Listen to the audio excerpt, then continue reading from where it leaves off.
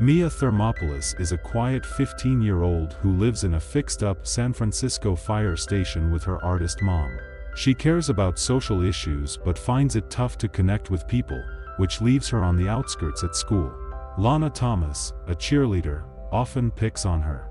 Her closest pal is Lily Moskowitz, who's a lot like her. Mia has a thing for Josh Bryant, one of the cool kids who happens to be Lana's beau. She catches them smooching and daydreams about being in Lana's shoes. On a day when Mia debates Josh, he impresses everyone with his strong views, while Mia falters and gets laughed at, making a quick exit feeling utterly embarrassed. Later, her mom shares that her grandma from her dad's side is in town from Genovia, wanting to meet her. Mia wonders why she's suddenly interested after never reaching out before. The next day, she visits the given address and finds herself facing a grand mansion.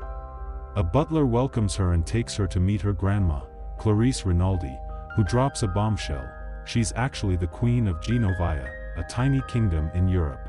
She wanted to tell Mia that her dad was the Crown Prince of Genovia, and now that he's passed away, she's next in line to rule.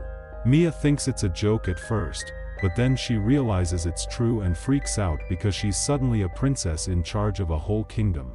The queen tells her she has to move to Genovia and basically become a different person. Mia can't handle it and bolts. When she gets home, she's furious with her mom for keeping their royal status a secret. After Mia's parents split, they decided she should live a normal life with her mom. They were going to tell her when she turned 18, but now that her dad's gone, it's all on her sooner than expected. The next day, Mia, her mom, and the queen have a chat about what's up. The queen's all about showing Mia off as the princess to everyone, but she figures Mia needs some lessons first. Mia's not feeling it at all, but her mom convinces her to give princess school a shot before deciding. From then till the big ball, Mia has to keep it hush-hush. The queen hooks Mia up with Joe, the security guy, to make sure she's safe until she's officially a princess. Plus, Mia gets a swanky limo for her rides to school. She scoops up Lily on the way, who's totally awestruck by the fancy ride. After school, Mia swings by a garage and learns her old car needs $400 worth of fixing. There, she encounters Michael, Lily's bro, who's been crushing on her forever, but she barely notices. Later on, Mia heads to the mansion for her first princess lesson. The queen gives her the lowdown on what needs fixing, from her appearance to her manners. She also teaches Mia the importance of standing tall and keeping clean, stuff a princess should know. After that day, Mia starts learning all about royal manners, like how to dance, dine, and present herself. She heads to the mansion for lessons every day after school. Because of this, she and Lily hardly hang out anymore. Since Mia is Lily's only buddy, Lily feels pretty lonely for a while. Then one day, the queen brings in an Italian stylist named Paolo to give Mia a makeover. Paolo praises Mia's natural beauty, but his expression seems to hint otherwise. Paolo and his crew tidy up Mia's eyebrows, straighten her hair, and pamper her with facials and manicures to make her look super polished. He even gets rid of her glasses and makes her wear contacts instead. By the end, Mia looks like a whole new person. The queen is impressed with her granddaughter's new appearance but warns Paolo and his team to keep the makeover hush-hush. The next day, Mia and Joe go to pick up Lily from school. When Michael sees Mia's new look, he's totally captivated by her beauty. Lily isn't thrilled with Mia's makeover because she's afraid Mia's becoming like the mean girls at school. To hide Mia's new hair, Lily makes her wear an ugly hat, sparking a big fight because Lily fears Mia will leave her behind. Feeling hurt by Lily's attitude, Mia decides to come clean. Lily's shocked but promises to keep it under wraps when Mia explains it's for her own good. During class, Lana pressures Mia to take off the hat, and everyone's amazed by her stunning hair. The next day, Michael invites Mia to a music gig he's doing. He's really into music and wants her there to support him. Mia said she'd show up, but didn't seem too serious about it. When she arrives at school, a bunch of reporters surround her, bombarding her with questions about being a princess. Somehow, the secret's out, and Mia's in hot water. She's convinced Lily spilled the beans, but Lily swears it wasn't her. Things get chaotic, and the queen swoops in to sort it out. Turns out, the stylist, Paolo, blabbed to the media to boost his own fame. The next night, the queen hosts a fancy dinner where she introduces Mia to some big-shot royals from all over. Everything's going smoothly until Mia accidentally sets a guest's sleeve on fire and dunks his arm in an ice bucket. Trying to fix it, the servers trip and send fruit flying onto the guests. The queen's left shaking her head at the disaster, but the guests take it in stride and laugh it off. During the upcoming training season, Mia thought the queen would be upset with her. But turns out, the queen isn't mad at all. Instead, she cancels all her appointments just to hang out with Mia for a day. They hit up the arcade and have a blast. The queen joins Mia in playing all her favorite games, snaps some pics with her in a photo booth, and munches on Mia's beloved corn dogs. On the way home, Mia takes the wheel, but oh, the brakes give out while they're going up a hill. They end up crashing into one of San Francisco's famous cable cars, packed with people. The cops are ready to haul Mia off, but the queen works her charm and talks them into letting them off the hook. By the time they're done, the cop even arranges for a police car to chauffeur them home. Mia's amazed by her grandma's smooth moves and declares her the coolest queen ever. The next day at school, everyone's clamoring for her autograph, totally different from her usual unnoticed self. Even Lana acts all chummy with her for the sake of getting some attention from a reporter.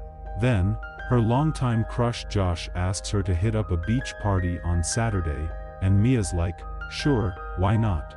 She feels bad for bailing on Michael for the convention, and he's clearly bummed about it. Later, Mia's mom points out that Josh never paid her any mind until he found out she's a princess. Mia brushes it off. The beach bash starts off great, until reporters crash it, hunting for Mia. So, Mia and Josh duck into a shack. He leans in for a smooch, but she backs off, feeling weird about it. When they come out, Josh grabs her for a kiss, trying to make headlines.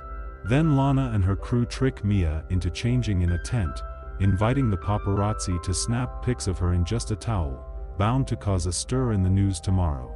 When Mia gets back home, she's feeling super embarrassed, so she ends up bawling her eyes out in her mom's arms. The next day, the newspapers splash these really mean pictures of her all over with totally exaggerated headlines, and it totally bums out the queen.